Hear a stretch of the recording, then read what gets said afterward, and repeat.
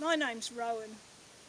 I spent 20 years of my life living in the bush, learning how to live off the land and exploring, and I really loved it. There came a time when I had to move into town to look after my parents, and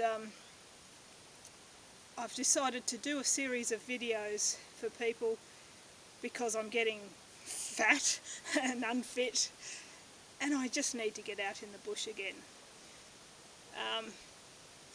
This week I was going to do a video, a $100 week-long survival challenge out in the bush, but I had a big unexpected bill come up, and $100 isn't much money until you don't have it, so that's going to have to wait for a bit longer, maybe till after winter, because it's looking like it's going to be a pretty cold and wet winter. We'll see. I might do a winter one, we'll see. But anyway, I hope you like this video and more in the future. Bye.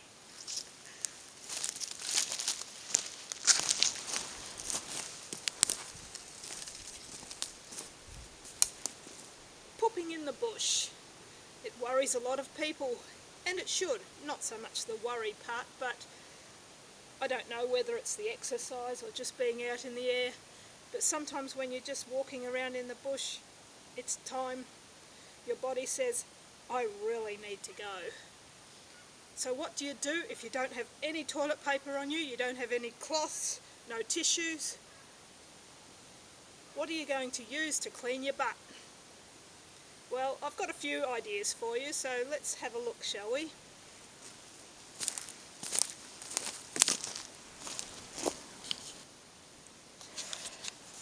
Okay, so what you're going to find to clean your butt with depends on what sort of forest you're in. With this open, dry eucalypt forest, there really isn't a lot of nice soft leaves and things to clean your butt with. But let's have a look, shall we? Things like bracken fern and gum leaves are a bit tough and hard, and they're not really ideal, although if you get new leaves and little shoots, they can be soft enough to clean, as long as you don't have hemorrhoids. That's a bit uncomfortable. Let's have a look. There's these bushes on the ground, but they're awfully prickly. That's a little heath with really prickly leaves. Leave that one alone. Let's have a look. Here's some blackwood leaves. These are soft. These make a good leaf. You can grab handfuls of these to clean your butt with. They're probably one of the better ones in this sort of forest anyway. Let's see if we can find anything else. There's no grass in this sort of forest, at this time of year there's no herbs on the ground with soft leaves. Really doesn't look like we've got much to choose from here. If we didn't go for the blackwood leaves, we might have to go for something else. Look what we've found here. Lucky it's the start of winter and we have some green moss. Moss can be used. Moss is good and soft.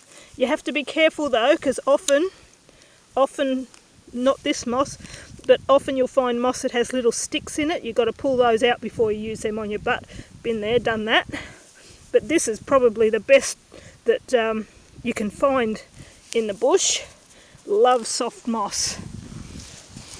So what if you can't find any suitable materials, any suitable plant materials to wipe your butt with? Well, then we go to sand. Now, clean dry sand is best, but you got to do with what you've got. And so this sort of sandy soil will do. So if you're going to wipe your butt with sand, you don't actually wipe it with sand. You wipe your butt with your hands, with your bare hands.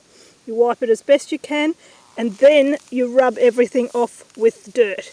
And you just get handfuls of sand and rub your hands together until your hands are clean.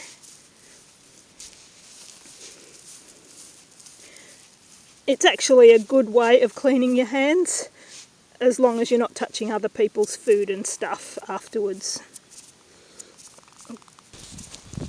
Remember to not wipe handfuls of sand directly on your butthole. Of course, that if you do that, there's every chance that you'll get really bad, it's going to rub really badly while you're walking. So use your hands and then clean your hands with the sand. Right then, so you've got your plant material or to wipe your butt with. Here I've got a couple of good handfuls of moss. Then what are you going to do? Well, you can use your hands or a stick to dig as deep a hole as you can, because, well, you don't want to leave a mess just in case other humans are about, and the last thing they want to see is your poop in the dirt. So you dig yourself a big hole, do your business, clean your butt and cover it over. Of course, if you're in the middle of a forest where nobody's going to come, well, of course you can do your business, clean up and move on without covering. But if there's any chance of people stumbling across it, well then it's of course best to tidy up after yourself and not leave a mess for other people. And if you do have tissues or toilet paper with you, please bury it. The last thing anybody wants to see is wet toilet paper draped over the ground and blown about in the bush. It's awful. So do everybody a favour and keep everything clean. Okay, one last thing before I finish this video. If your health is such that you have a hard time squatting to do your business, your number twos, then look around for a branch that you can sit on. Dig your hole just on the other side of it and sit on it with your butthole over the hole and do your business like that.